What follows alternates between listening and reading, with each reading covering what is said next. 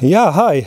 Hallo und herzlich willkommen, liebe Finnland-Freunde und Skandinavien-Fans. Obwohl ja nicht ganz Finnland zu Skandinavien, sondern zum Baltikum gehört.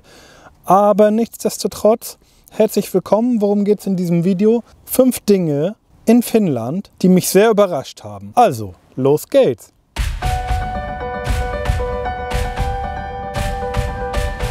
Erstens, der Umgang mit Finnen. Begrüßung. Händeschütteln angesagt? Ja, maximal. Also, ich sag mal, Küssen auf die Wange ist hier völlig unüblich und das habt ihr bestimmt auch schon mal gehört. Wenn man sich kennt und das Ganze informell ist, dann reicht ein kurzes Nicken oder auch, wenn überhaupt, ein Moi oder ein kurzes Handheben und das war's. Also so viel zur Begrüßung. Wenn das Ganze bei der Arbeit, beim Sport, im Umkleideraum oder Klassenzimmer in der Schule oder ähnliches stattfindet, dann wird gar nichts gesagt. Und ja, das war für mich natürlich sehr gewöhnungsbedürftig, weil ich immer dachte, was ist das denn? Haben die jetzt einen Groll gegen dich? Wollen die mit dir nichts zu tun haben? Reden die lieber nicht mit dir? Oder wie ist das? Ja, das ist einfach so der Fakt, dass es aus Sicht des Finnen eigentlich eine Höflichkeit, jemand anderen einfach in Ruhe zu lassen. Und daran muss man sich natürlich dann auch erstmal gewöhnen. Es ist ganz genauso, wenn du fragst, wie geht's dir? Oder hi, wie geht's? Smalltalk ist überhaupt nicht angesagt. Wenn du Hallo oder deinen Namen gesagt hast, dann war das schon der Smalltalk. Und die Finnen nehmen sich selbst auch ein bisschen auf die Schippe. Aber die sind wirklich sehr, sehr, sehr, sehr, sehr distanziert. Für deutsche Verhältnisse kommt das komisch rüber.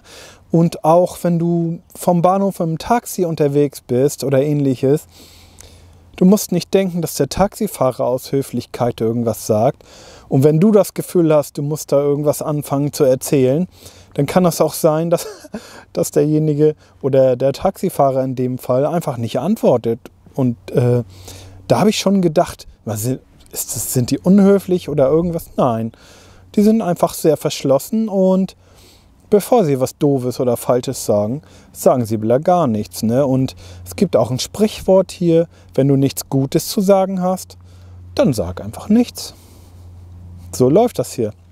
Ja, und wenn du einen Finnen fragst, wie es ihm geht, dann kommt erstmal eine kleine Denkpause, weil er das als ernst gemeinte Frage auffasst und da wirklich kurz mal in sich reinhorcht, um da eine Antwort zusammenzukriegen. Und ja, das ist eben ganz typisch und damit muss man auch lernen, umzugehen. Ja. Zweitens, vermeide Geldfragen. Jemanden nach seinem Einkommen zu fragen oder in Lappland jemanden zu fragen, wie viele Rentiere er besitzt, das ist ein Eingriff in die Privatsphäre und das solltest du mal lieber lassen. Und ja, die finnische Logik ist aber so, auf der anderen Seite kannst du das Einkommen eines jeden beim Finanzamt erfragen, kannst du online suchen, nachschauen oder auch anrufen, kriegst du Auskünfte. Das Einkommen eines jeden ist in Finnland öffentlich.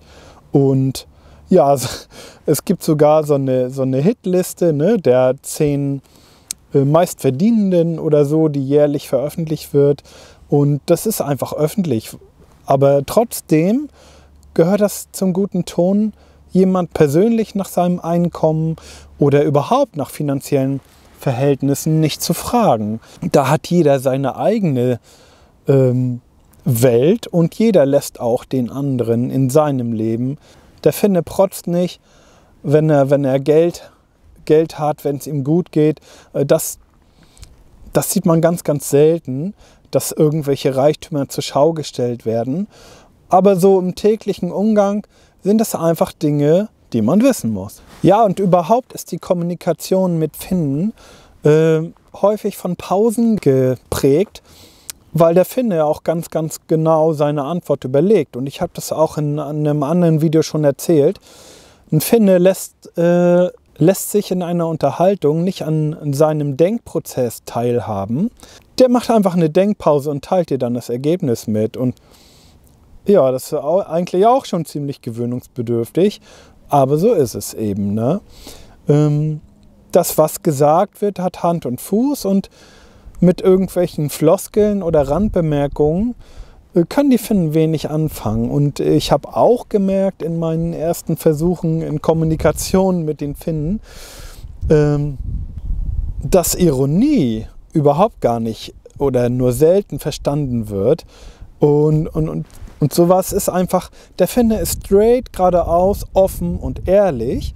Und ja, mit dieser Art, wie wir Deutschen manchmal kommunizieren, kann der Finne einfach nicht viel anfangen. Ne? Ja, die Finnen halten einfach jede Menge Abstand. Das war auch schon vor Corona so. Und das hat einfach damit zu tun, dass, wie gesagt, die Höflichkeit gewahrt wird. Wenn du jemanden zu dicht kommst, wird das als unangenehm oder unhöflich empfunden. Wenn du mit der Bahn oder mit dem Bus fährst, dann setzt sich ein Finne nur neben dich, wenn es wirklich keinen anderen freien Platz gibt. Und bevor er das macht, nimmt er auch erst noch mal freie Stehplätze in Anspruch, wenn er nicht aufgefordert wird vom Busfahrer oder in irgendwelche anderen Situationen da eintreffen. Genau das Gegenteil von zum Beispiel Leuten in Spanien, die sich auch gerne an deinen Tisch setzen, wenn du da zu Mittag isst, um einfach ein bisschen Schnack zu machen. Das wirst du in Finnland nicht erleben. Also persönlicher Raum ist einem Finnen sehr wichtig. Und das solltest du, wenn du zu Besuch in Finnland oder auch in Finnland lebst, natürlich auch beherzigen und darauf achten. So, des Weiteren im Umgang mit Finnen oder auch in der Kommunikation mit Finnen ist es ein ganz, ganz komisches Ding. Wenn jemand zum Beispiel in einem Mehrfamilienhaus da ständig Lärm macht, zu laut ist oder irgendwelche Leute sich belästigt fühlen, dann machen die da keine Szene, keinen Aufstand. Da klopft auch nachts keiner, um das zu unterbrechen. Da kriegst du kleine Zettelchen in den Briefkasten oder auch an dein Auto, wenn es falsch geparkt ist oder unüberlegt abgestellt. Das ist die finnische Art der Kommunikation. Da kriegst du einen netten Zettel und auch immer mit, ja, gar nicht aggressiv, sondern höflich geschrieben, aber schon mit der Aufforderung, irgendwas zu unterlassen oder einfach nur dem Hinweis, dass er sich gestört fühlt oder das und das oder jenes so nicht gehen kann oder nicht so geht. Und so ist es eben. Ne? Also bevor du da jemanden hast, der an der Tür klopft und sich mit dir aussprechen will, hast einen Zettel im Briefkasten und das war's. Ne? Kannst dich darauf einstellen und weißt immer, woran du bist. Ist für dich als Ausländer mit schlechten Sprachkenntnissen natürlich vorteilhaft. Kannst du dir in Ruhe übersetzen und dann weißt du, was los ist. Ne? Ja, so sieht's aus. Und überhaupt, wenn dir Bewohner aus dem Haus, aus dem gleichen Aufgang eines Mehrfamilienhauses begegnen, ein kurzes Hey, Hi, Hallo oder Moi, das ist aber auch schon sehr intensiv. In der Regel reicht ein kurzes Nicken im Vorbeigehen und ja, wenn du die Tür aufhältst, ein Kidos und das war's. Ne? Ja, so ist es. Die Notiz am Auto oder auch eben an deiner Tür, wenn was nicht passt. Ja, zu den Essgewohnheiten in Finnland. Jeder weiß, dass es natürlich andere Sachen zu essen gibt und sich das Ganze unterscheidet. Dazu habe ich auch schon mal ein Video gemacht. Jetzt geht es aber einfach darum, wenn du eingeladen bist in Finnland und du bekommst vom Gastgeber was zu essen gereicht, dann steht das in der Regel auf dem Tisch und du nimmst dir deine Portion, die du haben möchtest. Und da ist Selbstinitiative gefragt. Du füllst dir wirklich einfach nur das auf, was du auch essen willst. Und du wirst das nicht erleben, dass, wenn du irgendwo eingeladen wirst, du deinen Teller Pasta oder was auch immer da gerade es gibt oder angesagt ist, dass du dann einen fertigen Teller bekommst, der schön garniert ist. Das machen Finnen nicht, weil du ja deine Portionsgröße selber bestimmst. Das ist auch der Grund oder eins der Gründe, warum es in Finnland auch im Restaurant- und Gastronomiebereich häufig Buffets gibt, gerade zum Mittag Lounas. Lounas-Buffet ist ganz, ganz häufig und da füllst du einfach selber auf und auch so viel, wie du möchtest. Und da gibt es auch keine Anstandsregeln oder falsche Bescheidenheit. Du isst einfach das, was du möchtest. Bitte dann aber auch den Teller aufessen, weil es wird als sehr, sehr, sehr unhöflich empfunden, wenn du dir da was auftust und du lässt die Hälfte drauf. Ne? Der Gastgeber könnte beleidigt sein, dass es nicht schmeckt. Und der Finne ist auch immer so, alles kostet sein Geld und Verschwendung ist nicht die große Sache. Ne? Das muss nicht sein, dass das dann irgendwie im Mülleimer landet. Und wenn du das nicht schaffst oder nicht essen willst, dann füll dir halt nur so viel auf, dass du den Teller auch leer kriegst. Ne? Für irgendwelche Reste, Pelle oder Fischgräten, Knochen oder irgendwas, da macht öfter mal so eine kleine Tasse oder Untertasse in so einen Mini-Teller die Runde, wo jeder seine Abfälle dann dort reinschmeißt.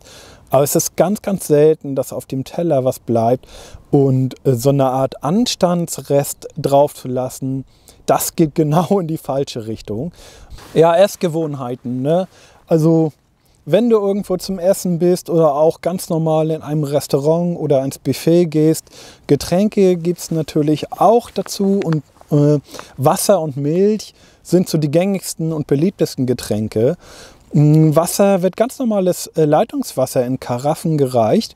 Das ist ganz, ganz typisch, weil in Finnland die Wasserqualität überragend ist und ja, damit wird natürlich auch geworben und der Finne trinkt eigentlich auch, wenn er zu Besuch auf Party oder irgendwas ist, neben den alkoholischen Getränken oder was es sonst so gibt, geht der Finne einfach mit seinem Glas an die Spüle und nimmt sich ein Glas Wasser. Ne? Und das habe ich auch schon erlebt.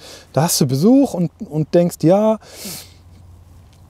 das brauchst du nicht, da irgendwelche Sprudelwasser kaufen. Das ist völlig unüblich. Also, und wenn du vergessen hast, eine Karaffe Wasser auf den Tisch zu stellen, dann geht derjenige einfach in die Küche mit seinem Glas an die Spüle, nimmt sich da, schüttet sich ein Glas Wasser ein und das war's. Und so offen sind die Finnen dann auch und auch nicht verklemmt, das dann einfach zu machen. Ne? Und ein ganz typisches Getränk ist auch Kottikalja, das ist ein Leichtbier auf Roggenbasis gegärt, hat so 0, irgendwas, 2 oder irgendwas Prozent, je nachdem wie das gegärt wurde oder hergestellt wurde. Und das wird auch zu Lounas zum Mittagstisch gereicht und auch nach der Sauna, wenn du irgendwo privat zu Gast bist, ist das ein übliches Getränk. Neben Kaffee. Ja, in Finnland ist Kaffee, sind Weltmeister in Kaffee trinken und natürlich gibt es auch zu jedem Anlass Kaffee. Der Kaffee und Tee werden üblicherweise nach dem Essen dann an den Tisch gebracht oder zur Verfügung gestellt. Beim Buffet, Lounas Buffet, hast du das neben Wasser, Milch und Kottikalja natürlich auch mit drin. Also Kaffee ist immer dabei, selbst wenn du um Mitternacht in die Sauna gehst, habe ich schon erlebt, wirst du gefragt, selbst wenn du schon 5 Bier hattest, ob du noch einen Saunakaffee möchtest. Also eine kleine Tasse Kaffee und ein Mini-Gebäckstückchen dazu. Und irgendwie bringt es auch den Kreislauf nochmal so ein bisschen gerade nach der Sauna in Schwung. Und hier ist einfach ganz schön. Frühstück in Finnland. Ja, ich würde sagen, das Gegenteil von Frankreich. Also Marmeladenbrot ist recht unbeliebt und auch überhaupt gar nicht gängig. Marmelade wird höchstens in den Joghurt getan. Und das sieht man auch immer bei Frühstücksbuffets, wenn man in Restaurants ist oder so.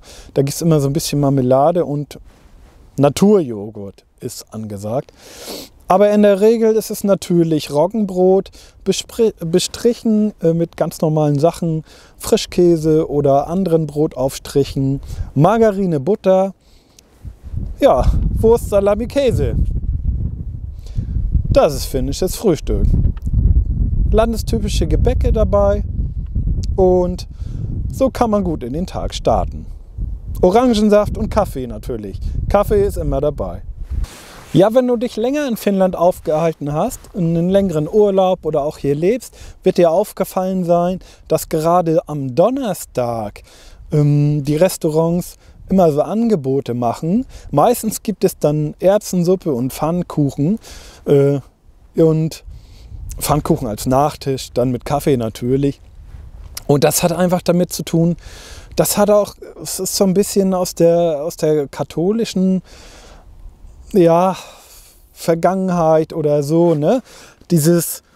Dass freitags dann gefastet wird oder so. Und natürlich haben Finnen auch wie jeder andere einen ganz normalen schweren Arbeitstag am Freitag vor sich. Und um den vorzubeugen, wurde traditionell früher schon am Donnerstag reichlich und gut gegessen. Proteine, Erbsensuppe mit Fleisch, Pfannkuchen zum Nachtisch, sodass man dann auch so viel hat, dass man am Freitag ohne diese großen Fleischnahrung durchkommt. Und ja, das ist irgendwie so geblieben. Und auch heute noch gibt es diese Donnerstags-Angebote in Restaurants, Lonas-Buffets und so mit Erbsensuppe und Pfannkuchen. Natürlich in der modernen Welt wird das auch mal abgelöst durch Pizza Perjantai, also die typische Freitagspizza. Das ist aber eher so ein Ding, ja, was international hier rüber geschwappt ist und ein bisschen aus der Werbung stammt. Aber auch das gibt's hier in Finnland. Wenn du Allergien hast, ist das überhaupt gar kein Problem.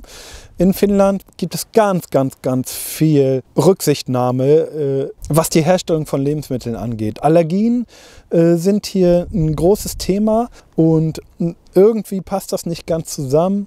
Die haben einen riesen Verbrauch von Milch, sind aber gleichzeitig die Nation mit den meisten Laktoseintoleranzen.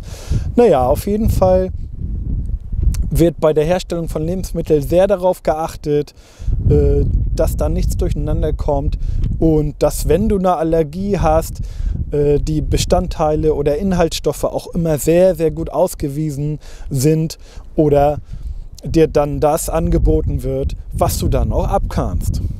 Ja, was mich auch sehr überrascht hat, ist einfach, wenn du in Ferienwohnungen kommst oder in finnische Haushalte, wie das Bett dann da so gemacht ist. Ne?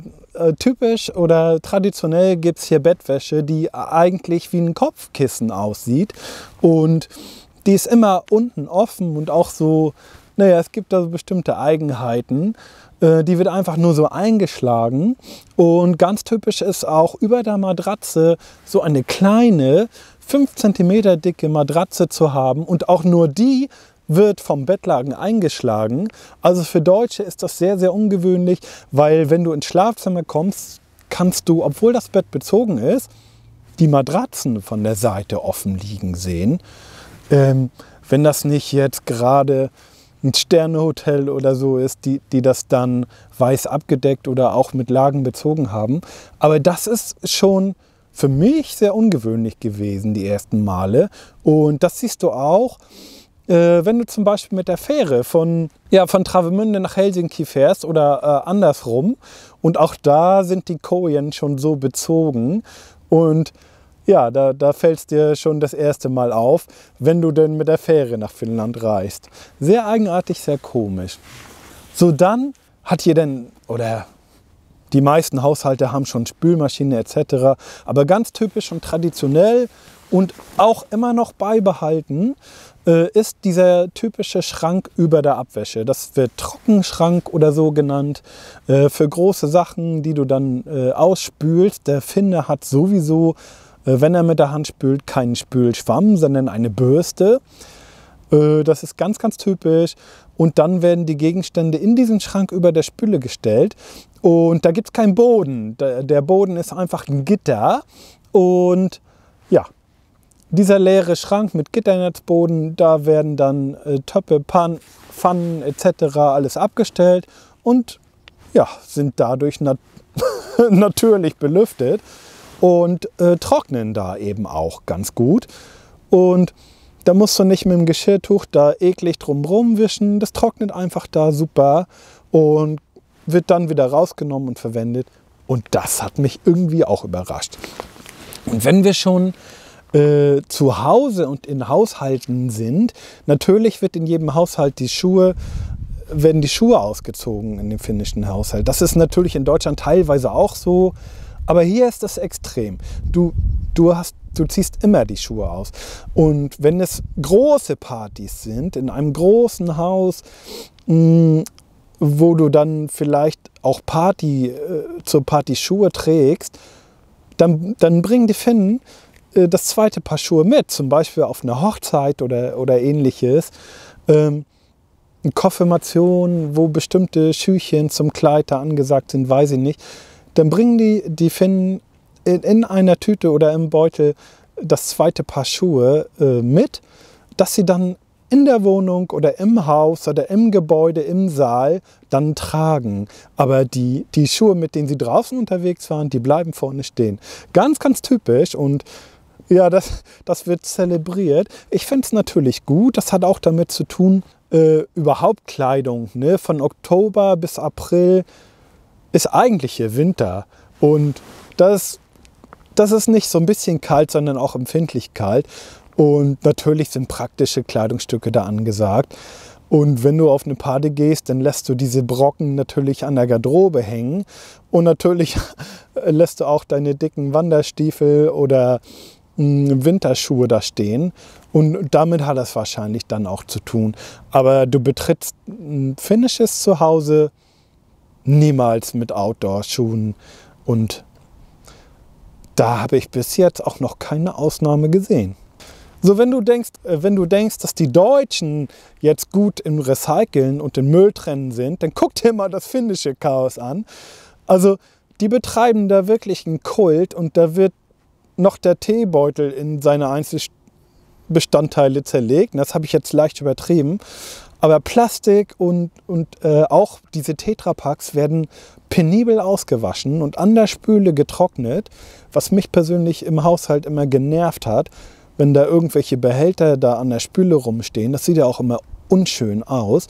Es hat einfach damit zu tun, die trocknen dann da und werden dann getrocknet, zusammengefaltet, sortiert, entsorgt. Und wenn du da mal in so einem, ja, gibt es immer so extra Häuschen, Müllhäuschen, sage ich immer, wo dann 6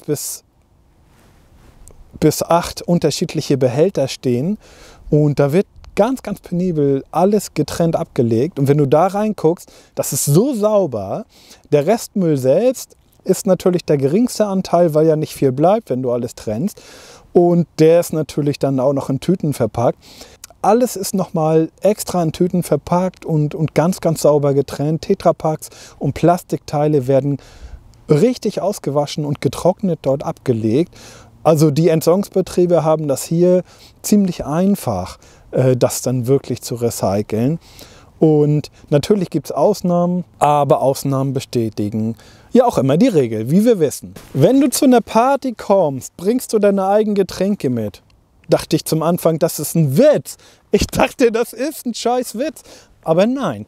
Wenn du zu irgendeiner Party gehst, bei Studenten sowieso üblich, weil Getränke, alkoholische Getränke insbesondere ja sehr teuer sind. Und damit meine ich nicht ein bisschen teurer als in Deutschland. Die sind teuer, extrem teuer. Und das ist schon üblich, seine eigenen Getränke mitzubringen zu einer Party. Und wenn das eine Privatparty ist, wo dann alle irgendwas trinken, was so in die gleiche Richtung geht, dann ist es mindestens so, dass du Alkohol mitbringst in der Menge, die du dann auch vorhast zu konsumieren an dem Abend. Na, also wenn jetzt in der Weihnachtszeit du eingeladen wirst, komm zu einem gemütlichen Familientreffen, da werden dann Karten gespielt oder andere Brettspiele, Alias etc., was dann so einen gesellschaftlichen Charakter hat und dann wirst du zum Glühwein eingeladen. Das weißt du vorher, ne? Da kriegst du vorher schon eine Botschaft, Glühwein angesagt. Und wenn da alle Glühwein trinken, du hast vor, dir da 3, 4, 5 Tassen reinzuhauen, dann bringst du 2 Pakete Glühwein mit. Ne? Und Und so sieht's aus. Also Glöggi ist es ja hier, den gibt es mit und ohne Alkohol. Und wenn du den mit Alkohol trinken möchtest, ja, dann bringst du eben eine Flasche Rum und Rosinen bringst du dann einfach mit. Und ja, dann kannst du aber auch mit ruhigem Gewissen an dem Abend die Menge wegkonsumieren, die du dann auch mitgebracht hast. Das ist so eine ungeschriebene Regel auch, aber so, das gebietet irgendwie die Höflichkeit, ist ein ungeschriebenes Gesetz und wenn du nachher nicht ganz so viel trinkst, ist es ja auch in Ordnung. Ja, die Trinkkultur ist sowieso in Finnland extrem. In Deutschland wird hier öfter mal ein Bierchen zum Essen, ein Weißwein zum Fisch gereicht in Restaurants oder so. Das ist völlig unüblich. Tagsüber wirst du nie alkoholische Getränke sehen oder ganz, ganz selten. Natürlich wieder Ausnahmefälle, aber wenn der Finne trinkt, dann trinkt er richtig. Und dann nimmt er sich das auch vor und da werden auch so Witze gemacht, dann sitzt du zusammen und erzählst irgendwas und wenn das denen dann einfach zu viel wird, dann sagt der Finne zu dir, willst du hier labern oder willst du trinken?